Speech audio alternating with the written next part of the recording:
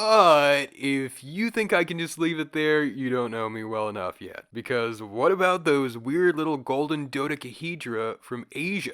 Where did they come in? Well, first of all, I have no idea. But second of all, I just found out about some insane new clues that I somehow missed while writing the main body of the script. Apparently, more of these things have been found in Myanmar, Thailand, China, Mongolia, and maybe even Korea. In addition to some from the places we've already looked at, India and Vietnam, as well as maybe the Iranian world. But I have to come clean. I didn't find this out naturally. No. I'm embarrassed, nigh humiliated to admit this, but I found this out on Reddit.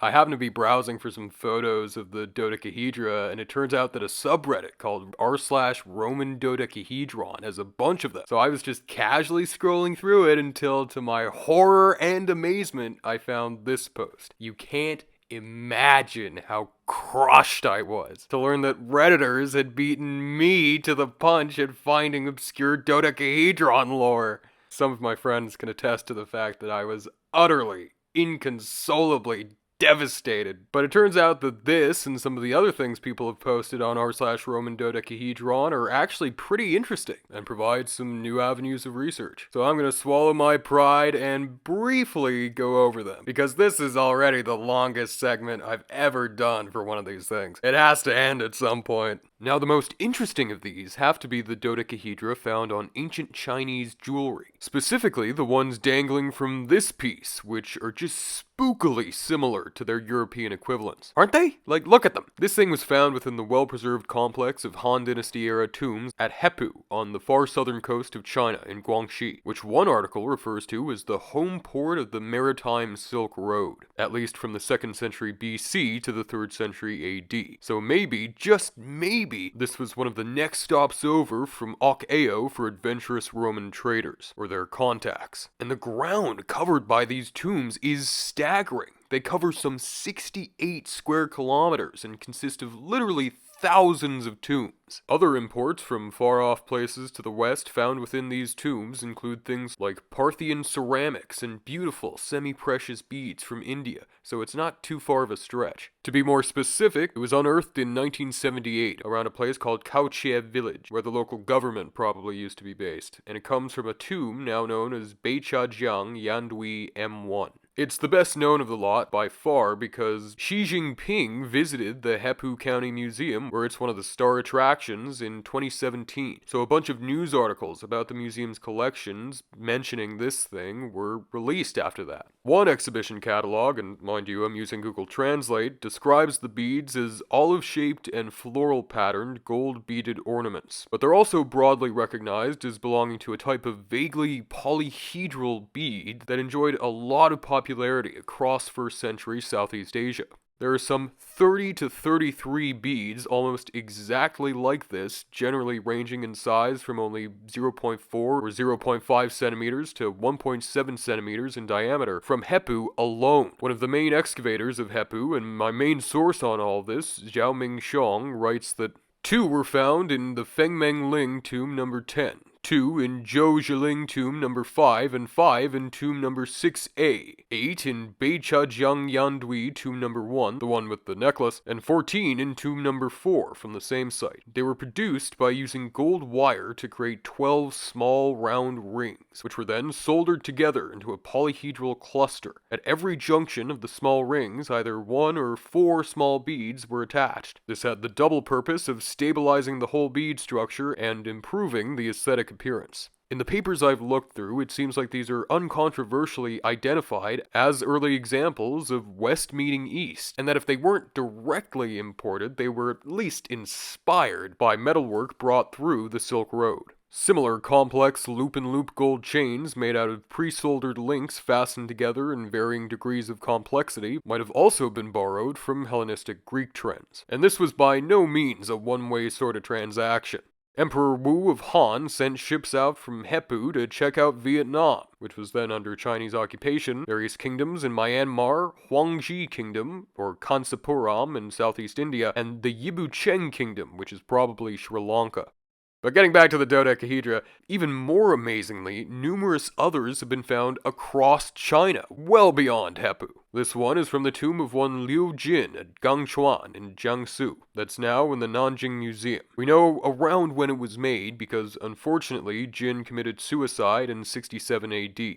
During the later Han Dynasty, continuing the trend of these being suspiciously close to other products passed along the Silk Road. This bead was accompanied by a Roman marbled glass bowl. Oh, and also, this is a bit of a neat departure from the norm, because it doesn't just have the usual little pellets on its points. No, these little golden granules are stacked into little pyramids. A further 4 were found in tomb number 009 at Wulipai in Changsha, and were subsequently taken to the Hunan Provincial Museum. They were among hundreds of other gold beads, and also date to the later Han Dynasty. A plundered Han tomb, number 4013 in Guangzhou, had a single gold bead left in it, and it just so happened to be another dodecahedron. And apparently this other one was found there too. Which makes a lot of sense, since then, as it is now, Guangzhou was a major commercial port. These Han examples have also been found in the Shendingling Han tombs at Guigang in Guangxi, and there's one presumably Han example in the Kemp collection of Stockholm too. But these polyhedral beads have also been found in some tombs dating to the Eastern Jin dynasty. A single gold polyhedron was found in a Jin dynasty tomb at Gong'an in Hubei, and another Jin example comes from Tomb 3 at Huangnetang, also in Changsha, Hunan. So basically, they all date to the later or Eastern Han and Eastern Jin dynasties,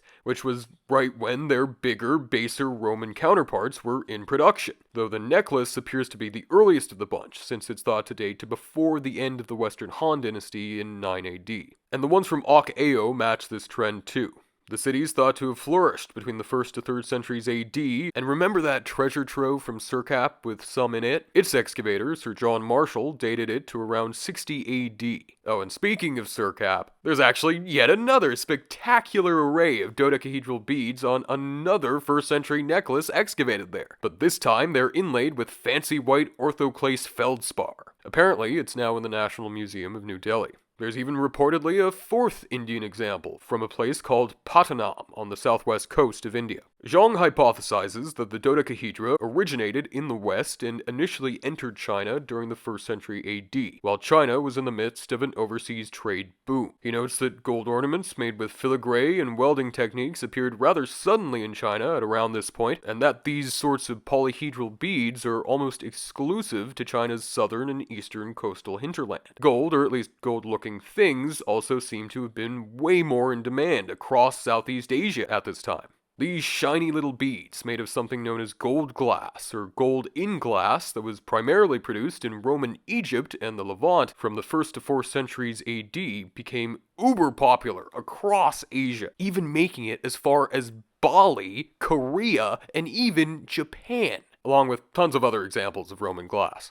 But there's a rather exceptional set of Chinese examples of these dodecahedra that dates to a little bit after this general window, though it really is a true hodgepodge of different influences and cultures. This incredibly ornately bejeweled necklace was among the 200 or so lavish grave goods found in 1957 within the burial of the Sui dynasty princess Li Jingshun, who was interred just west of Xi'an at Wanshan Monastery in 608. Unfortunately, she was only 9. The 18 tiny polyhedral beads on her necklace, which are less than half an inch in diameter each, are inlaid with little pearls and clasped at the back by pieces of lapis lazuli, and an intaglio made of green jasper depicting a leaping stag that probably came from somewhere like Ionia during the time of the Achaemenid Empire, around the 4th century BC. So in addition to being from thousands of miles away, this thing was like 1,000 years old when it was reused in this necklace. And as you might expect by this point, these weren't the only Western imports with her.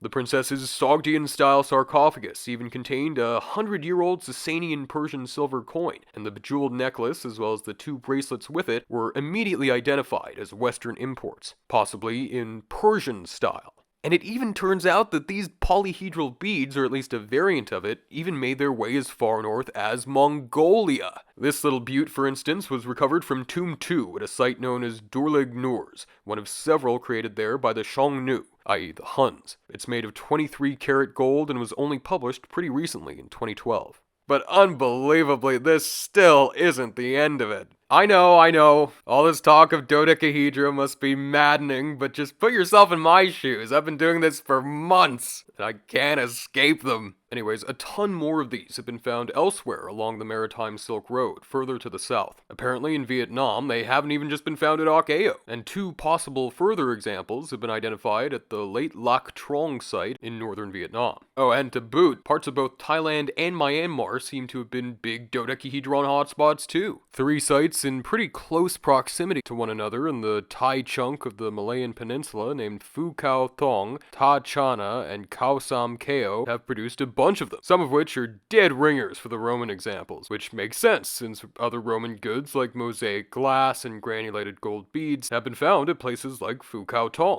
And interestingly, some of the other gold objects at Khao Sam Keo share symbols in common with objects from Takshila. These sites were occupied by the Mon people and date to around the last couple of centuries BC and the first centuries AD. Oh, and better yet, they're near Thailand's Andaman Sea coast, so they're just a little sea away from North Sentinel Island. So there technically isn't a 0% chance that the good old Sentinelese have managed to get their hands on these things, which is what my headcanon is, by the way. Anyways, they've also been recovered at the sites of Shrikestra and Bainaka in Myanmar, though the general situation there is understandably a bit more spotty. Some, like this one, are just known from being in private collections, and I even found some possible examples for sale on Etsy, of all places. Etsy! But regardless, they're generally associated with the Pew culture that dominated the region from around 167 to 1044, though these specific examples are ascribed to anywhere between the 5th and 9th centuries. And while perusing the book they're shown in, I also happened upon these things. But they aren't ancient. They're filigree buttons of a type that ornamented the sleeves of the gowns of elites like the old Vietnamese puppet emperor Khai Dinh in the early 20th century. So I'm not saying anything, they're just something to think about. And it seems like a type of pseudo-polyhedral bead even spread around the greater Iranian cultural sphere too, represented, for example, on this 4th to 5th century ornament from Shamsi in Kyrgyzstan. I was even able to find this 11th century Seljuk example that bears a bit of a resemblance, though faint, in the Metz collection. And don't forget that I also mentioned Korea. I haven't seen any explicit references to the polyhedral openwork beads on this thing, again made of fused golden rings, being connected to the others, but when I reverse image searched the Chinese necklace that started me on this mad goose chase, this is one of the first things that showed up, so I'm marking it at least as a possibility. After all, just like in Japan, Roman glass has been found in Korea too, including in the royal tombs of Gyeongju, once the capital of the kingdom of Shilla during the famous Three Kingdoms period, and the place where this necklace was also discovered. To be more specific, it's from a tomb known as Noseo-ri 215, a part of the prestigious Darungguan tomb cluster dating to the 4th to 6th centuries, and excavated in 1933 during Japanese occupation. And it's now one of the prized treasures of the National Museum of Korea. Thanks for watching. With this video complete, I'm finally released from my obsession with the mystery of the Roman dodecahedra. I haven't found any answers, but I've learned a little bit, so that's something. And join the Discord, link below. We just started a new Minecraft server in my name, thanks to my friend Casper, and it's going pretty well. Maybe you can help me build a pyramid or two. Anyways, before we end off, I'd like to thank my amazing patrons, Drew Singal, Bajan, Harrison Timperley, Doc Bossman, Kevin Ryan, Ayanami Amamami, Bomb Tombadil, Danny Banani, Little Bluebird 3843, James Kirk, Booga 420, Alyssa P, Mark Elliott Cullen, Shemek Wierzbitsky, Jack Lester, Mithridates, Jake the Snake, Liv Buller, Inbred Cat, Ava Seagar, Alex Clark, Jess Sullivan, Akyune, Mark Krupnik, Miha Kneedog, Michael, Daisies for Ghosts, Prince of Men, Julie Lau, Zafiro, Bean Burrito, Albert Vaclav Schmeikal, The Spoofer, Emily Cujo, Stevan, Gryphon Frost, Hippolyta, Magna de Broiker, Julia Erickson, J.P. Van Splunder, Joseph Talley, Petra S., Generic Brand, Ryan Gregg, Glubber Bob 20 Trillion, Skiku, Mason, Bread, Brandon Wood, Giovanna Lazzarini, Patrick Darius Gromodka, Artem, Chris J, Max S, The History Enjoyer, Daniel Battery Stapler, Machado de Assis, Menda Pruska, Alex Policicio, Lazy Ram, Weston Van Diver, Board Lord, It's Premium, Yogg, Jane Geeky, Gray, Ian E, Cat Dictator, Theodore, Ice, Kate Dalgleish, Cameron Llewellyn, Lori Weeks, and our newest patrons, Trico, CJ Carrera, Brett O, Alco, and Nigel. Thank you, and stay tuned for part 2 of the North Sentinel Island Iceberg. It's coming!